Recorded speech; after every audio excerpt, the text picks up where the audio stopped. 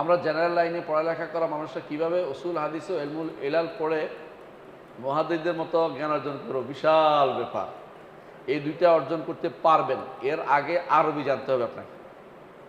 আরবি না জানলে এগুলি পড়ে আপনি উল্টাপাল্টা কথা বলবেন। আমাদের কোনাকানির কিছু এরকম মুহাদ্দিস আছে, এরা কোনাকানির মুহাদ্দিস বুঝছেন তো, এরা দেখবেন যে দুই একটা মাসালাতে নিয়ে ইলাল বের করার জন্য ব্যস্ত হয়ে পড়ে, একেবারে বুখারী হাদিস পাইলেও বিরুদ্ধে বলে ফেলবে, কি জন্য আমার ইলালে মিলে নাই। আরে বেটা, তোর থেকে বড় ব্যক্তিরা এগুলিকে আরও বেশি পরীক্ষা করেছে, দারাকুতনি পরীক্ষা করেছে, ইমাম শাইখুল আলবানী পরীক্ষা করে, তারা এগুলি বলে না। তুই হঠাৎ করে একেবারে বুখারী হাদিসের ব্যাপারে কথা বলা শুরু করে দিলি, কারণ এগুলো হচ্ছে অল্প বিদ্যা ভয়ঙ্করী। এই জন্য আগে অনেক লম্বা টাইম পড়তে হবে।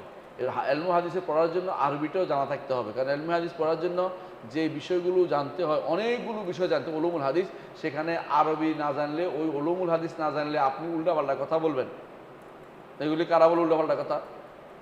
হাদিস অস্বীকারীরা উল্টা চলে যায়। তারা কি করে, যে জিনিস রপ্ত করতে পারে নাই সেই জিনিসের বিরুদ্ধে লেগে যায়। আল্লাহ কি বলছে কোরআনে, বাল কাযযাবু বিমা লাম ইউহীতু বিইলমু, না, যে এলেম তাদের পায় না, এটার বিরুদ্ধে মিথ্যাচার শুরু করেছে, এটা পায় না, এটার বিরুদ্ধে লাগবে তারা।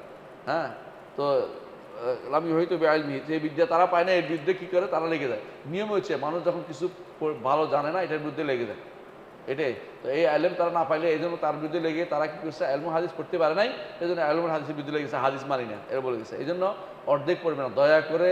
যদি আপনি আলেম হতে চান, বা আপনাকে জেনারেল লাইন থেকে আপনি এটা বলতে, আপনি অনুসরণ করেন, কারণ আপনি সরাসরি ইজতিহাদ করতে যাবেন না ইয়ার মধ্যে, এই ইলমুল হাদিসের মধ্যে। আপনি এটাকে করবেন, এই মাসালাতে আপনি আরবি শেখার চেষ্টা করুন। শাইখুল আলবানীর বইগুলি পড়ুন, ইমাম ইবনে হাজারের বইগুলি পড়ুন, ইমাম বুলকিনির বইগুলি পড়ুন, ইমাম জুরজানির বইগুলি পড়ুন, যারা উলুমুল হাদিসের ব্যাপারে বিশাল বিশাল খেদমত করেছে।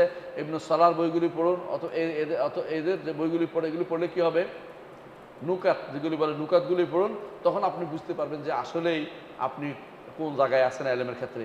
পড়ার পরে আপনার কাছে একটা মালাকা তৈরি হবে, একটা ক্ষমতা তৈরি হবে। আপনি পড়লেই বুঝতে পারবেন যে অমুকের বর্ণনাকারী অমুকের থেকে শুদ্ধ নয়, এর মুখস্থ হয়ে যাবে আপনার একটা জিনিস। একটা এর যোগ্যতা অর্জন করতে পারলে সেদিন আপনি সেরা হবেন। এর আগ পর্যন্ত একটা স্টাডি করেই, সনদ একটা স্টাডি করেই শুদ্ধ, এইটা শুদ্ধ, অশুদ্ধ, এই জাতীয় করার কোনো সুযোগ নেই, কারণ এগুলো হচ্ছে কোনাকানি হুজুরদের কাম।